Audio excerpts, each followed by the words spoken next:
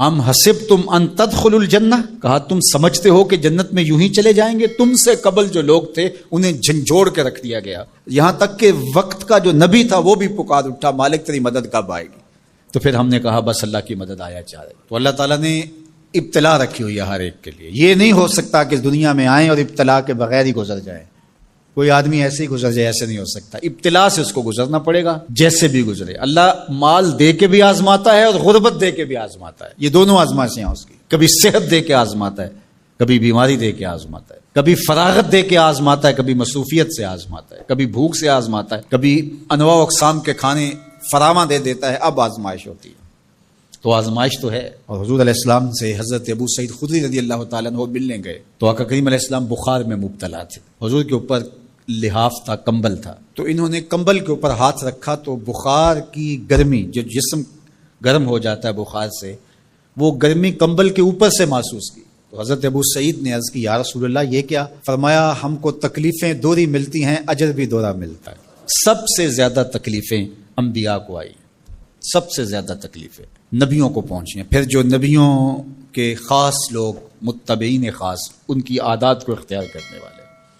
امام فخر الدین رازی نے تفسیر کبیر میں لکھا ہے کہ مکے سے لے کر طائف تک 70 ایسے نبیوں کی قبریں ہیں جن کی وفات صرف بھوک اور پیاس کی وجہ سے ہوئی ہے۔ حضرت خباب بن ارت رضی اللہ تعالی عنہ حضور کی خدمت میں حاضر ہوئے، حضور کعبۃ اللہ کی دیوار کے ساتھ بیٹھے ہوئے تھے، کافروں نے اتنے دکھ دیے، اتنی تکلیفیں دی کہ یہ تھوڑے سے پریشان ہو گئے۔ تو آقا کریم نے فرمایا خباب بس گھبرا گئے ہو؟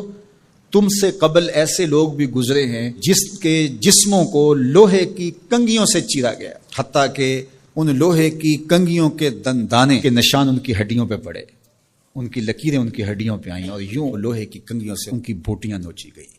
اور ان کو کہا گیا دین کو چھوڑ دو، انہوں نے کہا جو کرنا ہے کر لو، ہم دین کو نہیں چھوڑ سکتے۔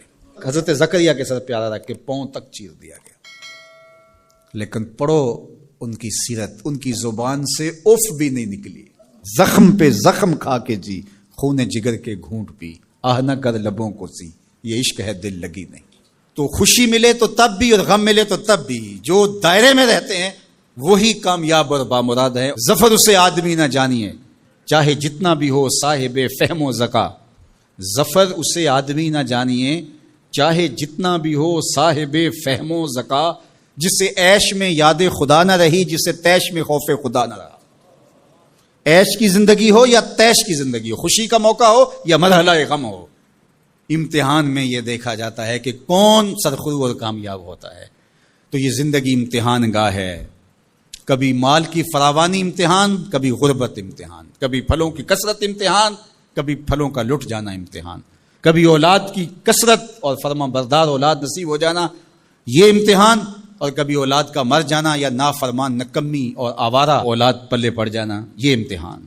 یہ امتحان زندگی، کبھی دولت ہی دولت انبار لگ جاتے ہیں اور کبھی دو لقموں کے لیے بندہ ترستا ہے، یہ بھی امتحان۔ کبھی ماں باپ ہیں، بہن بھائی ہیں، رشتہ دار ہیں، ان کے سایہ عاطفت میں زندگی گزرتی ہے، اور کبھی کندھوں پہ اٹھا کے باپ کو بھی قبر میں اتار چکے ہوتے ہیں، ماں کو بھی لاحد میں اتار چکے ہوتے ہیں، کوئی کندھا بھی نہیں ہوتا جس پہ سر رکھ کے آنسو ہی بہا لیں۔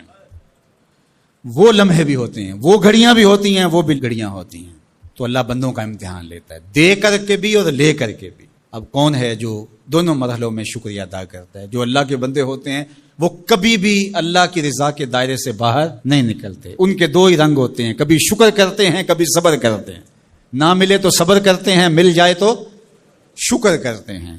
اور پھر ان کے پاس فراوانی ہو تو اپنے اطراف میں رشتہ داروں کو، اعزاء کو، اقربا کو، گلی محلے کے لوگوں کو، جو ایسے حالات کے اندر جس کے پاس فراوانی ہے وہ اپنا مال لوگوں کی ضرورت کے لیے نہیں نکالتا، وہ ناکام ہے امتحان میں۔